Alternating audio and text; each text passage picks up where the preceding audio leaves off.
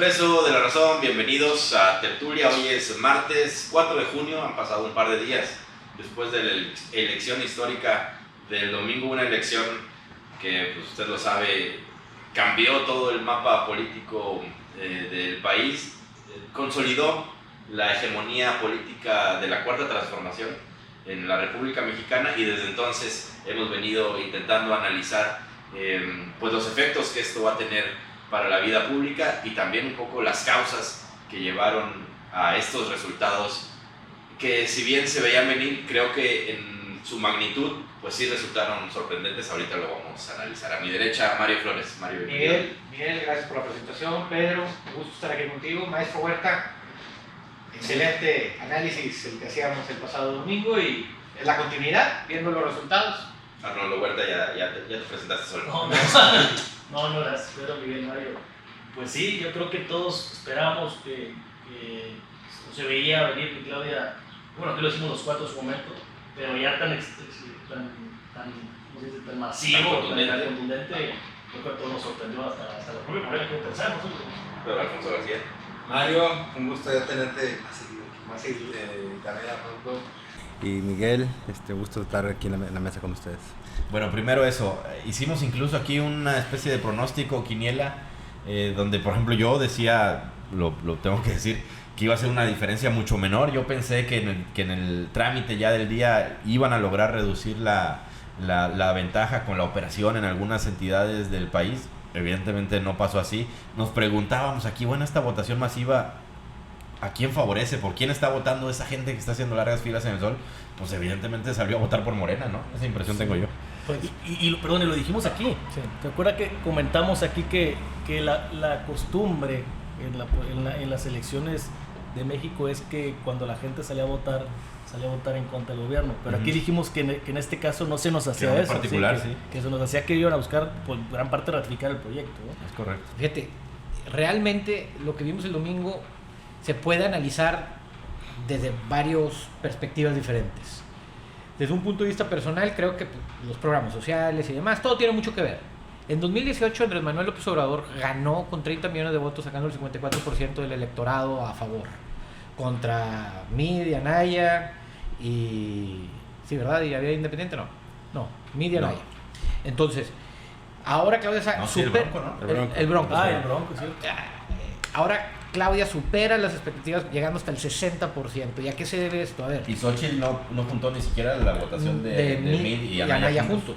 Eso quiere decir varias cosas. Primero, si lo quieres ver desde el punto de vista de análisis electoral político, cómo funcionan los partidos políticos, en 2018 había solo 4 gubernaturas que gobernaba Morena. Hoy tiene 24, contando el Verde Ecologista, la de San Luis Potosí. Tenía el día de la elección el domingo, antes de las 9 gubernaturas adicionales y la Ciudad de México que se ratificara. En cuanto a operación de Estado, pues sabemos cómo operan estas personas en los partidos políticos en los estados. Pues tenía mucho más margen de maniobra para operar la elección, ir a las casillas y demás. No estoy diciendo que eso sea lo correcto, pero bueno, no hay que saltar esa parte del análisis porque sucede. Cualquier partido en el poder opera. O no me digan que aquí en los diferentes gobiernos a lo largo de la historia de Tamaulipas y de la región no han operado, y las alcaldías municipales. Claro. En lo que en la operación tenían mucho más recursos, mucho más dinero, mucho más presencia territorial, mucho más defensa del voto, mucho más casillas y demás. Desde el punto de vista político y desde el punto de vista social, pues bueno, se ha aumentado el salario mínimo general por encima de la inflación de manera constitucional, ya está declarado. Los programas sociales que han ayudado a sacar a 5 millones de personas de la pobreza y pues mayor cantidad de derechos para la base trabajadora. La reducción de la desigualdad en México entre los más ricos y los más pobres se ha reducido. Están interesantes las cifras del INEGI. Hay varios estudios de la UNAM, de las ciencias económicas de la UNAM, que han sacado. Gerardo Esquivel el doctor hizo un muy buen estudio que lo leí ayer y está muy completo. Es multifactorial, pero pues no es un resultado que quien trate de entender la realidad política y social que vive el país se hubiera sorprendido. Ahora, para ir, de atrás para adelante, vamos a las causas de estos resultados. Entiendo que están ahí los programas sociales, que son desde luego un factor muy importante para entender esta preferencia electoral que tiene Morena.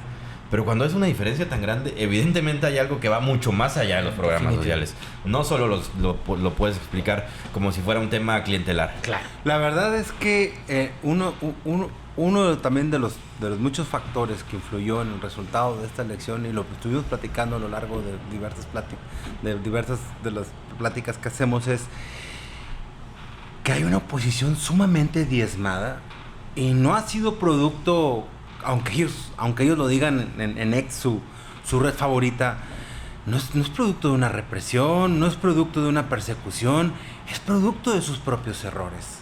Es una oposición que no ha logrado, y lo mencionabas tú, por ejemplo, Mario, tener un contacto directo con el México real.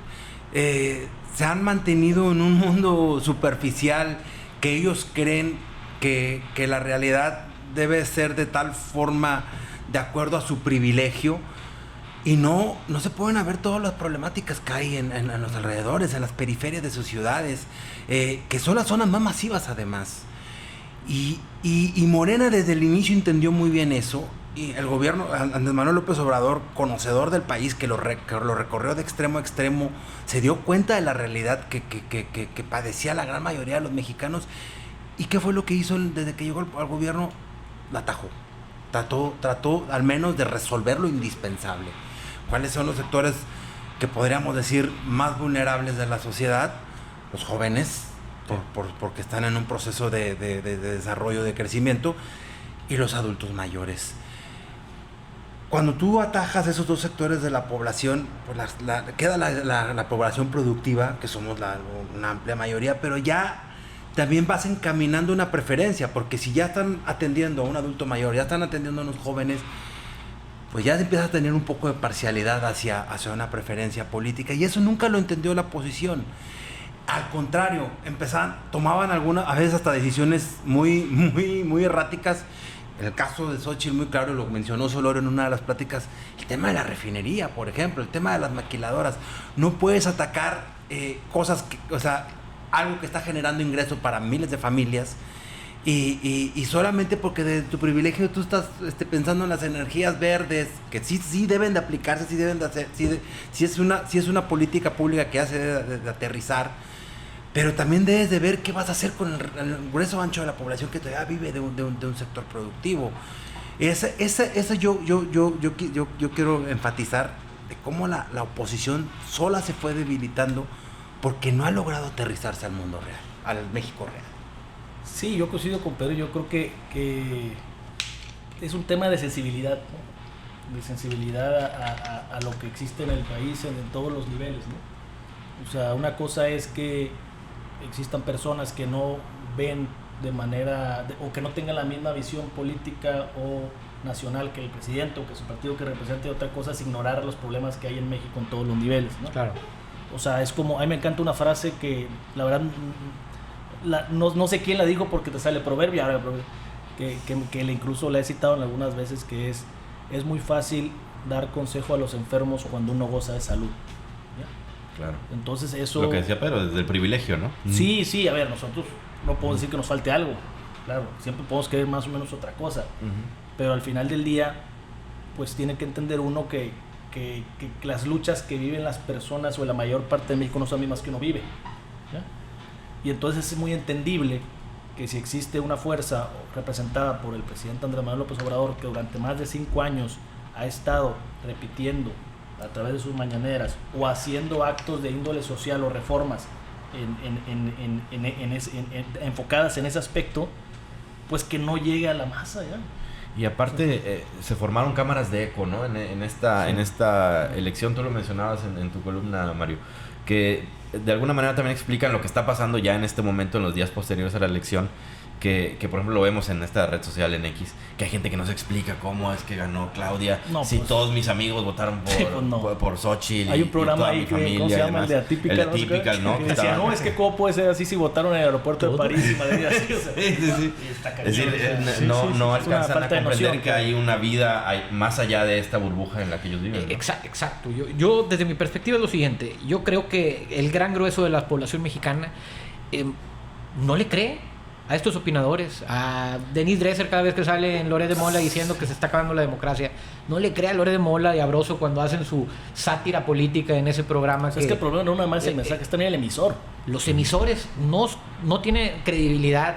Los actores políticos, los comunicadores, los voceros de estos partidos políticos, no digo que la visión correcta sea la de Morena o que Andrés Manuel o que Claudia y sus proyectos, su visión y la otra se desestime. No estoy hablando del fondo, estoy hablando de la forma. ¿No? En términos de comunicación, la gente no se identifica con estas personas. Ahora, ¿qué van a decir? Abiertamente, Claudia Sheinbaum, el presidente, Morena, estaban hablando de un plan C.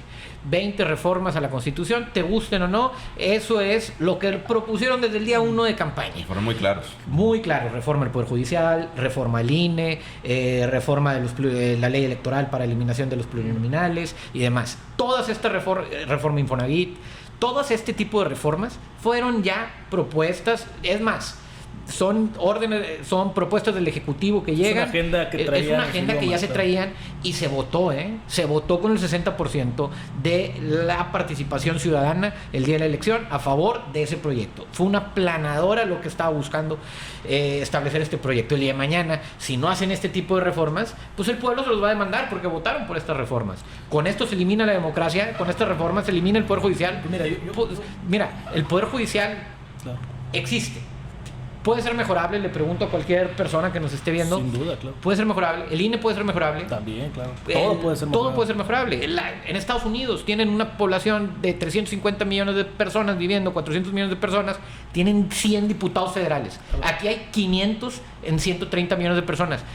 La representatividad de México es la correcta, la geografía política, los distritos electorales, las secciones. Hay que hacer un análisis profundo en donde se puede mejorar. Ahorita me agarré porque yo como abogado me agarro de lo que me conviene.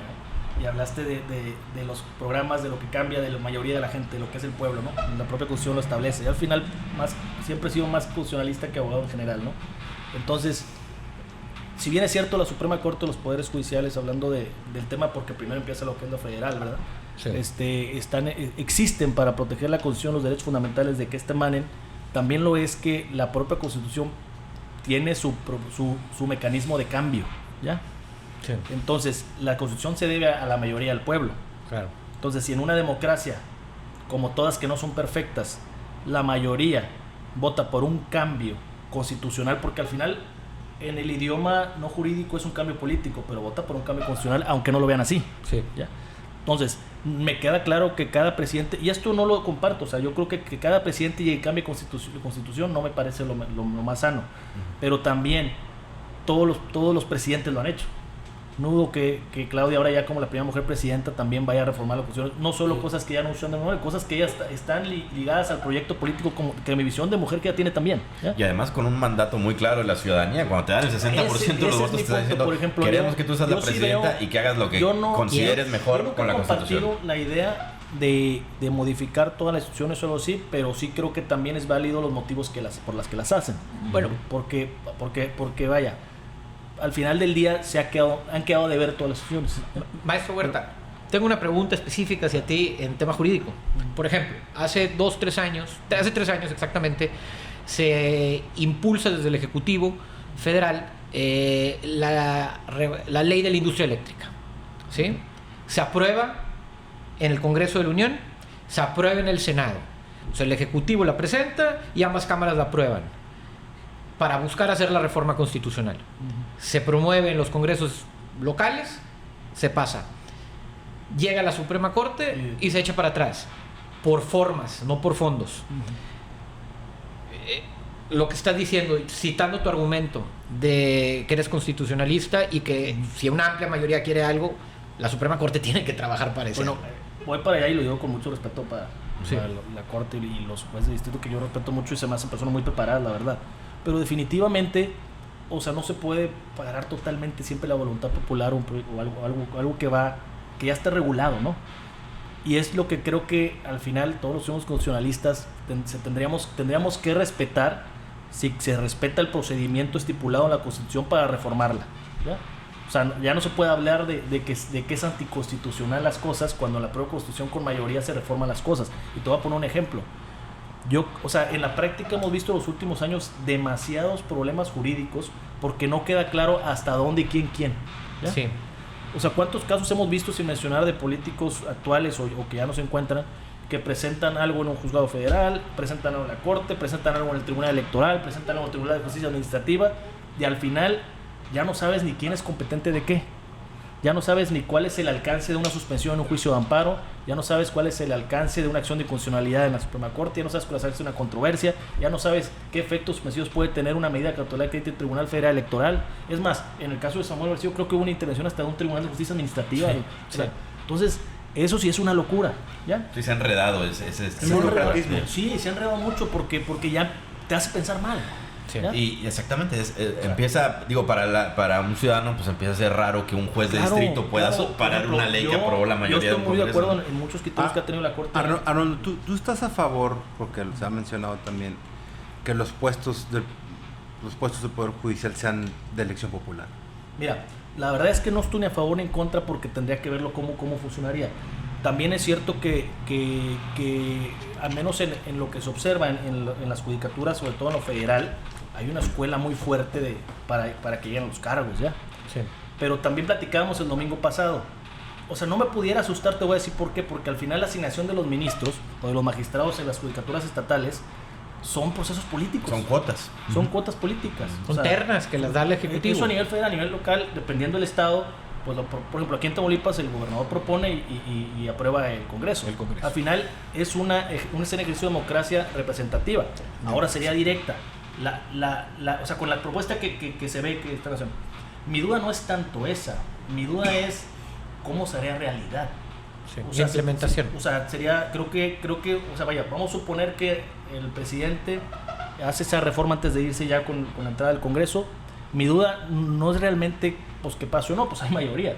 Mi duda es cómo la implementarían de cuando se aprueba. Para empezar, se aprueba el 1 de octubre, no sé qué día entra, vamos a suponer, 1 de octubre. Bueno, ¿cuándo entraría en vigor? Tiene que haber una vacatio legis necesaria porque es un cambio muy fuerte implementativo. Segunda, es un tema que nadie ve en los procesos legislativos. El tema electoral lo tienes que regular ahí porque si se va tema transitorio.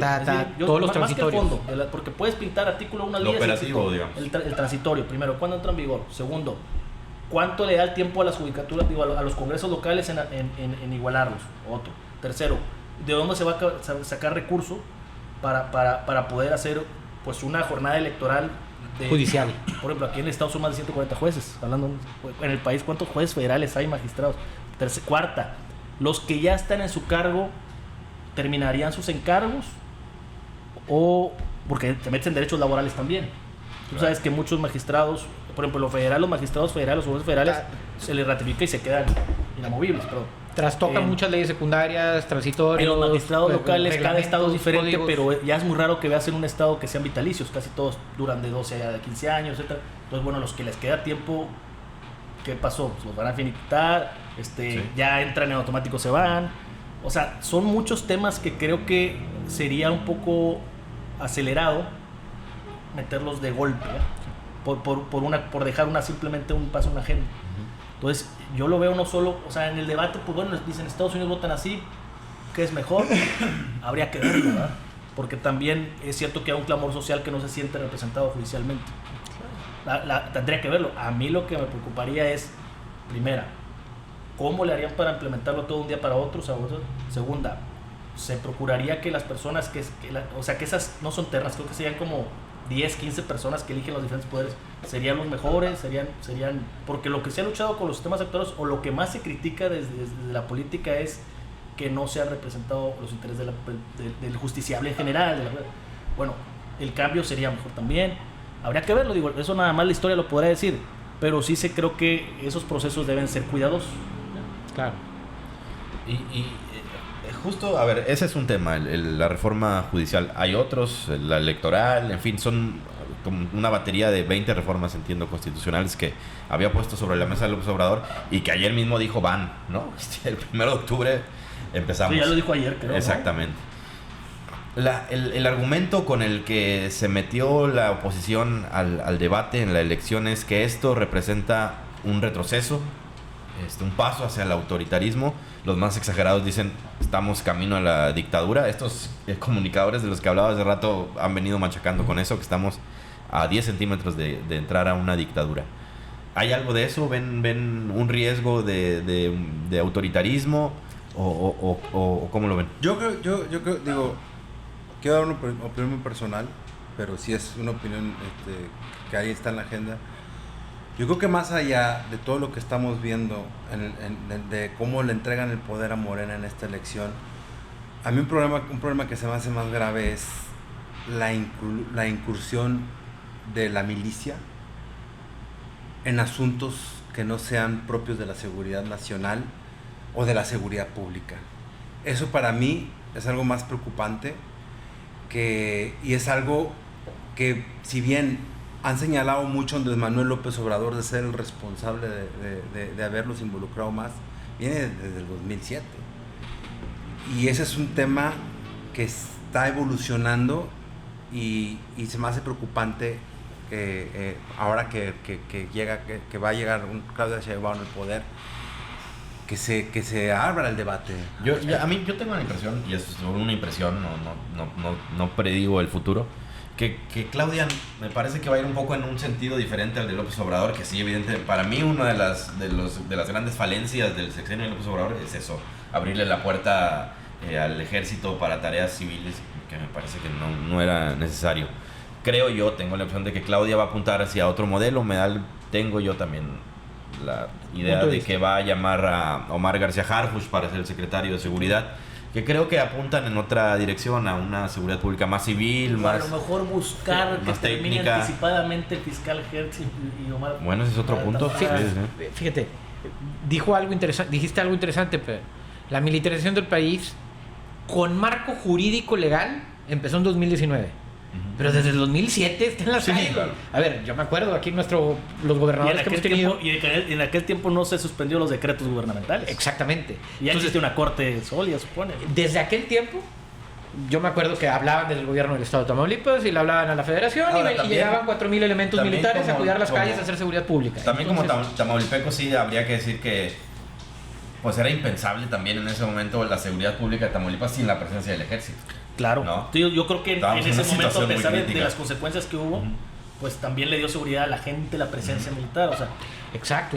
No había policías civiles Sí. La única diferencia que hizo Morena en el 2019, los legisladores de Morena, al aprobar la militarización del país, es que le metieron un marco jurídico legal, porque ya existían. Esas personas ya estaban en la calle desde el 2007. La reforma de la Guardia Nacional fue que yo recuerdo, a mí me pareció interesante y creo que acertada la reforma de la Guardia Nacional que se hizo, porque decían, bueno, había un transitorio que decía como que, bueno, se interesa la Guardia Nacional y de tal a tal año se va a capacitar a la policía para hasta que 2030 era, 2028. Y va a tener un mando civil, o sea, vaya, un mando gubernamental. Sí. Después, cuando se viene ya el debate más fuerte, es cuando quieren volver a reformar esa cuestión o subir a rango constitucional y que se diga que el mando sea militar de la Guardia Nacional. Sí. Que ahí es lo que veo que va más enfocada la idea, pero que creo que sí, pues sí es pues de analizarse a fondo, porque a pesar de que ya exista la militarización desde hace muchos años y que sean los que protegen las ciudades o hagan otras obras, pues ya elevarlo a un rango constitucional y decir que pues ya para qué existe la Secretaría de Seguridad Pública. Entonces, Arnoldo, me interesa tu opinión sobre esto que hablábamos, tú como constitucionalista, de esta visión que planteó la oposición previo a la elección, de un país sin contrapesos, de un país donde Claudia va a tener más poder que el que tiene actualmente López Obrador. ¿Ves tú un riesgo de autoritarismo o ves un desarrollo democrático normal? No, lo que pasa es que hablando democráticamente, esto es democracia. O sea, se está respetando lo que dice la Constitución, se está respetando lo que dice la ley electoral. El problema es que fue masivo la ola, ¿verdad? A ver, la mayor democracia en un país, no solo, a ver, nosotros porque nos agarramos una historia de hace siglos que es democracia efectiva, no reelección, ¿no? Pero la verdad es que la democracia perfecta hasta es la reelección. O sea, porque es el pueblo elige siempre a la gente que quiere estar, ¿ya? Entonces, si la mayoría del pueblo, te guste o no... No digas eso porque se nos van a llegar comentarios de gente que va a decir que México va rumbo a ser Venezuela. Bueno, La eso es- venezuelización. No, de hecho, ya están abriendo restaurantes de arepas aquí en la Nueva Venezuela. No, o sea, es que sí, o sea, ya es caer en el visual. Hay tabús, sí, sí, sí. El problema es que a ver, cualquier país altamente democrático, pero que tiene una abrumadora mayoría, o sea, como esta, pues obviamente las decisiones las puedes vender como si son dictatoriales, pero no son dictatoriales, son ejercicio del poder democrático alto. ¿Ya? Vivimos en democracias representativas y eso es. a mí lo que el me- voto mira, te da la Ya que eso representatividad. te haga, o sea, la primera presidenta del país que tiene esta fuerza tan amplia, más incluso que Andrés Manuel tuvo cuando entró, institucional. ya la historia la juzgará después de 7 años si supo ejercer esa democracia alta y termina siendo una persona que ejerció de manera abusiva, por así decir, la democracia, o si lo hizo pero tuvo resultados sociales importantes, ¿ya? Eso es otra cosa. O sea, los resultados que tengas ejerciendo el poder es algo diferente a que no sea que democrático porque tiene mayoría el ejerces. Claro. Pero, por ejemplo, ¿ves amenazas por ejemplo, en los organismos autónomos? Pues es que, a ver, vuelvo a lo mismo. Claro que hay una amenaza porque, o sea, no, es que no se puede decir una amenaza. Quiere decir que si tú reformas la Constitución porque tienes la mayoría y la Constitución tiene candados de hecho nuestra Constitución se pudiera decir que es una Constitución media rígida. ¿Por qué? Porque te pide que sean 2/3 partes, te pide 17 congresos locales. 17 congresos locales. Entonces, a ver, Que todos los tienen, todo A eso voy. todo está tienen palomeado. a eso Check, voy. check, check, ¿Qué sí. más candados Le puedes falta un poner en la ministro de la Constitución? O sea, ¿qué más candados puedes poner eso en la Constitución? O sea, si ya el pueblo te dijo que ¿Todo? apoya cambios, pues ya defines porque representas al pueblo. Entonces, pues van a peligrar, claro, muchas cosas, pero no hablar de peligrar como tal. Van a cambiar muchas cosas. Claro, por O la sea, representatividad que le dieron las urnas. Exactamente, porque así lo decidió la mayoría abrupta de la población en México. Y aparte, yo preguntaría ahí antes, Pedro, ¿qué autónomos? O sea, ¿qué organismos autónomos? ¿Cuáles? Sí, es como el tema Lo que de... decías del poder, Ya de saliste la muy Suprema chairo. Corte. No, pues digo, vimos un acuerdo que hizo el Marquito y Alito en Coahuila, hablándose de repartirse delegados del INAI, Ujú, consejeros sí. Entonces, ¿qué autónomos? No, pues se llama negociaciones. Ellos lo publicaron en... Lo platicamos, Incluso lo publicaron. lo platicamos el domingo del famoso Pacto por México. Ujú. O sea, así se ejerce la política. Cuando tienes ahora, pues tú decides solo. Cuando no tienes la mayoría, negocias. O sea, es un ejercicio del poder. Ya que dé buenos resultados o no, pues lo dirá la historia, ¿verdad? Oigan, para ir aterrizando y ya entrando al mitad recta final de esta charla, pues ese escenario que tiene Claudia con todos los hilos del poder en la mano, también los va a tener el gobernador Américo Villarreal en el escenario Ah, sin local. duda, Tiene claro, una mayoría claro, calificada pues ya asegurada en el Congreso de Tamaulipas. Sí. Tiene ya la mayoría de los ayuntamientos, no va a tener ningún problema para reformar la constitución del estado. O sea, vivimos un escenario similar. Exacto. El Congreso local, las diputaciones federales la sacaron, digo, para México, pero la sacaron aquí en Bueno, pues, si Tamaulipas. necesita algo de ayuda ya. Los candidatos Sí. locales de los municipios ganaron. Híjole, No, Es una situación el gobernador compleja va a para- ejercer el poder como él cree que es lo mejor para el Estado. Es más una persona mesurada, o sea, lo ha mostrado en este tiempo que lleva gobernador. Y evidentemente va a ser el ¿cómo se llama? El jefe supremo, pues con la propia relación del Congreso y la independencia es su poder, es su color, es su partido, ¿me explico? Obviamente lo va a ejercer. Ya veremos cuando entre el Congreso local con qué va a empezar, Cuando ¿verdad? empiece. Porque creo que ellos tienen ubicados muchas cosas. Yo creo que lo más importante y probablemente sea usado más adelante como una bandera alegando persecución, pero es algo muy sano, es el tema de la rendición de cuentas de lo que pasó el sexenio pasado. Ha estado congelado, pese a los señalamientos que ha hecho las autoridades estatales de los malos manejos que se hicieron en un sexenio que aún no terminamos de comprender la tormenta que fue. De todo la corrupción que hubo, que estuvo involucrada y que sería muy sano para la vida democrática del Estado se resolviera. En ese sentido, y pensando en lo que preguntaba Arnoldo de qué sería lo primero, pues yo consideraría que lo primero es asumir el control de las fiscalías, ¿no? La General de Justicia y la Fiscalía Anticorrupción. ¿cuándo sale el fiscal actual de Estado de Tamaulipas? En el 20, No tiene hasta el 27. 27, todavía le queda tiempo. Pero desde el Congreso pueden, con Modificar. la mayoría calificada, Eso sí. pueden... Habría que ver los candados que existen, pero pues con la mayoría pueden cambiar muchas cosas. O sea, habría que ver también qué papel juega la Judicatura Federal a través de sus jueces federales, de los magistrados federales, etcétera. O sea, lo que pasa es que yo lo que veo en las agendas legislativas, tanto locales como federales, es que traen demasiadas listas, ¿no? O sea, como que se ve que quieren hacer demasiadas cosas. La pregunta es, ¿por cuál van a empezar o cuál sería el camino para que una lleve a la otra? Sí, porque es una larga lista. Pero si haces una primero que otra, a lo mejor ya hasta las 20 siguientes. La Auditoría Entonces, Superior, por ejemplo, actualmente tiene un auditor interino porque no contaba con las 2/3 partes. Ahora va a haber Podrían otra ya cosa. tener uno definitivo. O sea, yo creo que empiezas por lo sencillo y terminas arreglando lo que pudiera parecer complicado.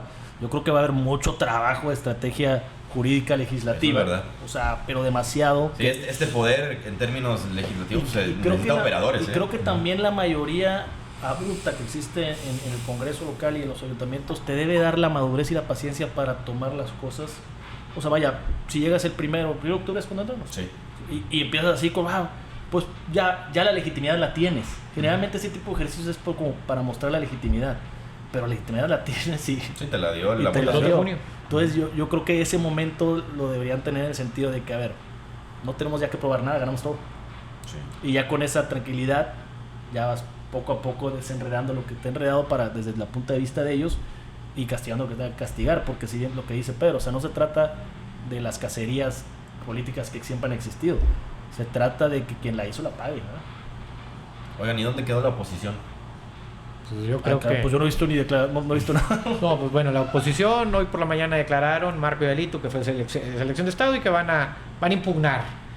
Caray. 30 puntos. 30 puntos de diferencia, van a impugnarlos porque es que las actas y que se copiaron y que se duplicaron y que nada más cuando ganó Claudia. Bueno, ya veremos si Está en su derecho en todo caso, ¿no? Está Sí, en su claro, derecho. claro. Yo creo que hay que respetar a los electores, tanto a los de Morena como a los del PRI PAN PRD. Todos tienen sus razones por las cuales votan por lo que creen. Lo que yo digo es que en la polarización que se cree que hay, pero porque yo no creo que sea polarización como tal, porque tendría que ser equitativo el número de personas que están entre ambas partes de la ecuación. Sin embargo, en esta diferencia de opiniones vemos opiniones muy diferenciadas. Había gente que pensaba legítimamente que iba a ganar Xochitl.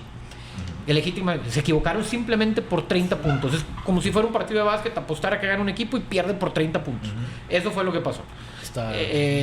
Ganaron 170 de cuenta en el partido. Esa es una situación que pasó. Entonces, realmente tienen otra visión de país. Se están contando, en su cabeza tienen otra narrativa a lo que tiene el gran grueso de la población. ¿Y eso a qué se debe? Vemos cómo gente tan sorprendida por el resultado a mí la verdad me sorprendió 30 puntos. Yo sí pensaba 20, pero 30 me sorprendieron, 10 puntos. Yo pensaba 15 y se me hacía como quiera. Entonces, esta gran diferencia, a ver, tenemos un grupo diciendo que el que votara por Morena es un ignorante. Sí. Pero bueno, a esas personas les preguntaría, ¿cuándo han vuelto a leer después de la escuela a Hobbes, a Hume, a Kant, a Locke, a Rousseau, a Montesquieu, al derecho constitucional, derecho romano, teoría política, filosofía política? No, y hay muchas maneras de ser inteligente también. Exacto, interpretar. Cada quien vota por lo que también en los resultados estos tan grandes, tan apabullantes, derrumbaron algunos mitos, como este de que el país está polarizado. Y al decir polarizado, uno pensaría en dos mitades. No está ni cerca de ser dos mitades. Es decir, es abrumadora la mayoría que está en favor de este proyecto de gobierno. Yo no estoy diciendo si sea el bueno o el malo, pero en términos de preferencias es enorme la cantidad de gente que está en favor de él. Es un reflejo de la desigualdad que hubo durante muchas décadas en el país. Cómo la distribución del ingreso estuvo muy acaparada por un sector que ahora es el que se queja, pero nadie los escucha porque son muy pocos. Y otro mito que se derrumba es el hecho de que la clase media iba a salir a votar mayoritariamente por Xochitl. No ocurrió. Hoy el Financiero publicó una encuesta de salida donde hizo una división demográfica, digamos, del voto por cada una. Y en la clase media, el 60% de los votantes se fueron, o sea, es el mismo que el nacional. No hubo una mayoría de clase media votando por Xochitl, al contrario, votaron por Claudia. Es decir, me parece que sí la oposición tendría que entrar en un proceso reflexivo muy intenso, porque con estos resultados, incluso en 6 años se ve muy complicado que puedan construir un liderazgo que pueda dar la pelea. Las clases altas no suelen tener contacto directo con las clases bajas, pero la clase media sí suele tener contacto con la clase baja, y la clase media es la que suele ver la realidad, o sea, de una cierta forma la realidad del país, y vieron cómo cambiaron las cosas, cómo le cambió la vida a muchas personas cosas que les beneficia también en su aspecto hasta comunitario, era evidente que se iban a ir por el lado de Morena. No, y también yo creo que nos falta a todos los ciudadanos y a muchos ciudadanos, bueno, más a los que no vieron venir siquiera cercano a lo que pasó, identificar cuáles son las clases en el país, ¿ya? Hay muchas personas que de acuerdo a las divisiones del INEGI son personas de una clase alta o muy alta y se creen clase media, y es cuando se pierde. O viceversa, O también hay gente de la clase media. Creo que pasa más al revés, pero sí. O sea, entonces, o viceversa, o a la vez, es lo que te digo. Entonces, habría que, o sea, desde ahí para entender la segmentación y para entender cómo está el México de hoy.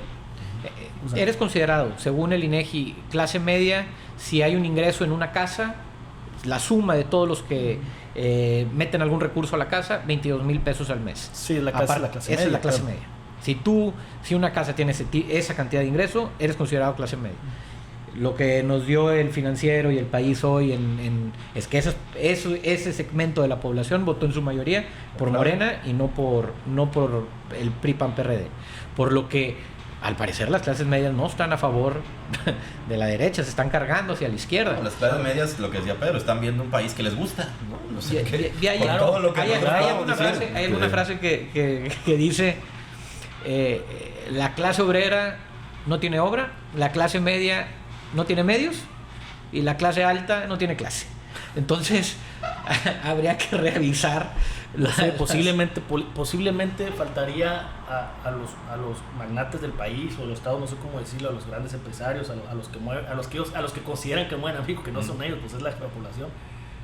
A lo mejor entender va a acercarse más a su personal, ¿no? O sea, a sus empleados. ¿Tú crees que les harían caso? No, pero no acercarse en el sentido de... de conocerlos. Exacto. No, ha querido hacerlo y les ha salido peor. Sí, sale queda peor. claro. Pero lo que quiero es entenderlos más, saber más sus Y ese necesidades. discurso... Y no querer a lo mejor imponer. Exacto, a lo mejor. Y ese discurso como el de Salinas Pliego, del echaleganismo, sí vale, pero la verdad es que con el valor de la renta o como a veces se comporta la inflación, es imposible, por más que trabajes, si estás en un sector de la población, salir adelante sin estar endeudado, sin que tengas que sacrificar tu patrimonio. Es un desapego total, como volvemos a repetirlo, como lo comentaste tú, Mario, de la realidad que existe en este país. Y ahora también, aparte de esto, y a lo mejor me voy a contradecir un poco con lo que acabo de decir, de que a la clase media evidentemente está conforme con lo que ve en el país, a lo mejor no necesariamente, a lo mejor pues no está muy de acuerdo con lo que hace Morena, pero aún así prefiere eso a lo que había antes. Es decir, no está dispuesto a votar por el PRI y por el PAN, lo cual nos lleva al tema que ha desfilado en esta mesa, que es la crisis gravísima que viven los partidos políticos tradicionales. Lo que dijimos el domingo. O sea, la marca, quieras o no, PRI y PAN, está sumamente desgastada. Y la marca Morena apenas va a empezar un desgaste a lo mejor, o todavía no llega, se consolida a lo mejor, no sé. Entonces, eso es muy importante. O sea, podrían valorar incluso la oposición, modificar el nombre de los partidos. ¿La construcción de un partido? Sí, la construcción de uno nuevo, con quitar algunas personas que son notoriamente, o sea, que afectan más. A mí me llama mucho la atención que los partidos de oposición no querían ni siquiera usar sus colores y sus logos en su campaña. Cambia el nombre mejor. Desde misma Xochitl siempre intentó decir que era una candidata ciudadana. Desde ahí. Otros puntos donde otros poderes fácticos que están muy desprestigiados en el país, por ejemplo, Televisa ya se cambió a Ni Más, los noticieros. No, y anunció lo de Claudia bien rápido. Realmente estamos viendo, eso ha estado afectando al país. Y otra cosa que yo he notado, mínimo en el siglo XXI, en los tiempos de la democracia en México, al principio del siglo se votaba por el partido político. Es lo que yo veía, que la gente se iba por el partido político. Después, la gente empezó a votar por los candidatos. Y lo que acabo de ver este domingo, votaron por un proyecto, ni siquiera por los candidatos, porque tú en gran parte de la República hubieses puesto piedras de candidatos o a cualquier persona, cualquier ciudadano, y hubiera ganado. Eso pasó. Solo los únicos candidatos que no lograron ganar ampliamente de Morena son los que tenían en sus filas más negativos. Voy a hacer el caso concreto de Ciudad Victoria. Distrito 14 y 15, el distrito 15 gana Catalina con 60%, el 14 gana con 50%, el diputado federal gana con 60%, senadores ganan alrededor de 50 y tantos % aquí en Ciudad Victoria. Aquí el alcalde no ganó. Pues está muy cerrado, ¿verdad? Se va a judicializar la elección. Es por los negativos que probablemente tenía en la ciudadanía. Por lo que si el candidato está mal evaluado, eso sí te impacta. Pero si no lo conocen, no te impactaba. Entonces estaban votando por un proyecto, no por un candidato. No, y lo dijimos el domingo que en Victoria al final la gente vota como que más, o sea, puede votar cruzado y no te sorprende. Sí, tú lo decías. Pero al final fue una elección empatada. Al final fue una elección reñida que tal vez... O sea, para aspecto técnico está empatado ahorita. Los activos... Sí, no hay definición. No, Eso pero está claro. ese empate, pero compáralo con los demás de Morena que votaron en esas mismas boletas. Tuvo una reducción del porcentaje de participación de candidatos. Entonces se votó cruzado. Claro. Unos sí votaron igual. Sí, todo. porque no te dan los números. No te dan. O sea, en teoría, si los Todo dos distritos de diputado local diputados gana 60%. ganaron Ajá. por esas, ¿cómo se llama? Esas Esos- márgenes. esos márgenes. En teoría tú también debiste ganar. La presidencia, la senaduría, diputaciones locales y diputaciones federales ganaron por El 60. Senado, etcétera. Y la alcaldía no salió. Sí, no, hubo voto cruzado. Es un debate que viene interesante. ¿Por quién está votando la ciudadanía mexicana? ¿Por el partido? Yo coincido con Mario, yo creo que es más que un partido, una marca, es un proyecto, es un una proyecto. propuesta. No, una manera diferente de ver el estamos país. ratificando ciertas cosas que dijimos el domingo. A ver, la influencia del presidente Andrés Manuel como líder político de los más fuertes de los últimos 80 años. Yo creo que no hemos terminado de dimensionar eso. No, pues ese... Más allá, insisto, de que Sí, es haya, que no es haya hecho un comprobable, buen gobierno o no, ¿Cómo lo vas a comprobar? su figura política ya Sí, está sí, en un contexto histórico. Es que, Sin duda. y para allá iba mi comentario. La oposición, si quiere realmente ser una oposición responsable, seria y que gane elecciones y que vuelva a ganar el poder, tiene que construir un proyecto más viable, con más preferencia o que le haga más sentido al grueso de la población que el proyecto que está ahorita. Se tiene que construir un proyecto, no ocurrencias. La gente no va a votar por un anti algo. No, porque odio a López Obrador, voy a votar por Xochitl. Odio a Xochitl y a López Obrador, voy a votar por Maínez. No se puede un anti algo. No, tienen que presentar un proyecto en el cual sea creíble, sea factible, sea real, les gusten los partidos, les gusten las personas. ¿A qué me refiero? Pues no les gustaban que los pluris iban los líderes de los partidos, no les gustaban lo de los gobernaturas, no les gustaban que sean los mismos cacicazgos en todo el país, en las mismas posiciones. Y algo muy evidente. Yunes por quinta vez o cuarta vez en Veracruz. Y algo muy, mismo apellido ahí. Y algo muy evidente en esta elección es el interés ya real de la ciudadanía y de las masas en la vida pública, Eso Sí, es. claro. en los asuntos Es públicos. que más, Es un que, gran más logro que ese. decir que el clientelismo, como quieran decirlo, no. Yo creo que Andrés Manuel despertó en mucha gente el interés para votar. O sea, no nada más porque programas sociales siempre ha habido. Despensa siempre ha habido, Protoplan siempre ha habido. O sea, es algo... ¿No habrá sido contraproducente esta campaña que inició la oposición en las últimas semanas de la elección? Yo de salgan a Mira, votar, por el favor, está en domingo riesgo platicábamos de eso y yo los dije, proyectos de a país. mí- Pues la gente a mí recibió el realmente mensaje y dijo, bueno, me gusta es- más este país. Ah, yo lo mencioné el domingo. Yo decía, a mí no me convencía que el mensaje de que decían que ellos son la democracia, bueno, no llegó. Claro que no llegó. ¿Quién es no, la democracia? no, ¿El PRI, el PAN? O sea, no llegó, y no convenció, punto. Fue muy tardío todo ese tema. Y también hablar de democracia con las personas que estaban al lado de a lo mejor de la candidata Xochitl también era bien difícil. Sí, muy difícil. O sea, Era muy difícil. No, o hay sea- un sector de la población que, insisto, a lo mejor no coincide con Morena, a lo mejor está en contra de muchas cosas que están ocurriendo, pero aún así prefiere eso que votar por el PRI y por el PAN. Mira, la oposición tiene 6 años de oportunidad de reflexión. No lo aprovechó estos últimos 5 o 6 que ya se acaban de acabar. A ver si tienen la madurez y humildad. Pero de para darse construir una cuenta. candidatura tendría que ser ya. Ya, O sea, claro, para que sí, empezaría. sí. Como Claudia empezó hace 6 años, ¿no? Y López Obrador hace 24. Pues yo les diría que desde ya hagan un partido nuevo, desde ya se sumen toda la oposición y que se termine de morir el Sí, PRI y el pues PAN. que sea El PRD un- pues murió solo. Yo estaba haciendo, Sí, ya. yo estaba haciendo memoria que va más allá de lo de Claudia. No sé si recuerden en 2006 aquellos 2 obradoristas que iban con un diablito cargando las cajas Las pruebas del con las fraude. pruebas del algoritmo que ¿Era Claudia? uno de ellas era Claudia Sheinbaum. Desde entonces. 2006. Sí, así se A construyen ver, las carreras que, políticas. digo, al final, si ves el perfil de Siendo de diablitos agarrando boletas. No, Diablito. Ella llevaba las pruebas, si sí. ves el perfil de Claudia o el trabajo político profesional que ha hecho, pues tiene muchos años, es la verdad. O sea, Y proviene siempre ha de estado- una izquierda formada. Sí, es una como izquierda hablar de, teórica, bueno, sí. Luis Alcalde es más joven, pero Luis Alcalde tiene mucho tiempo también, o sea, Ahora- que no te, o sea, que haya gente que no le, es otra cosa. Ahora pero- vamos al otro bando. Si yo les pregunto ahorita, ¿a quién ven ¿qué figura ven en la oposición que pudiera encaminarse para el 2030? Mira, no se me ocurre a mí quién es. A mí el PAN de la visión crítica de Damián Cepeda me gusta. Damián Cepeda, sí. No sé si le vayan a hacer mucho caso porque es demasiado crítico y yo creo que mucha gente todavía no está dispuesta a aceptar la realidad, sino prefieren victimizarse y echar la culpa al de enfrente que a tomar responsabilidades propias. Otra persona que yo creo que podría juntar porque tiene un mensaje claro y tiene las ideas muy claras, te pueden gustar o no, Lorenzo Córdoba, el propio Lorenzo Córdoba. No sé si lo vieron en los últimos días ahí hablando en las mesas peleándose con los mismos de la derecha de que es una elección de Estado y que es una democracia. Sí, muy ecuánime. Muy ecuánime, realmente. Entonces, podrá gustar o no, puede ser, pero bueno, yo creo que son dos figuras que podrían hacer un buen... ¿Ven a alguien ustedes? Yo, la verdad Estoy es que pensando, ¿sí? se me hace hasta ese logo de los Whitexican mexicanos en las cuentas de Twitter, pero yo al que veo como un candidato muy rentable pese a todos los señalamientos y en la era de los políticos sinvergüenzas que podría generar debate es Ricardo Anaya. Yo todavía lo veo con esas posibilidades pese a todos los errores que ha cometido porque pues va a ser diputado. Todavía lo puedes argumentar senador, ¿no? De que fueron errores plurinominal, creo. ¿Senador plurinominal o diputado federal? Yo entendí que senador. Viene, regresa a México. No recuerdo por si regresa a México.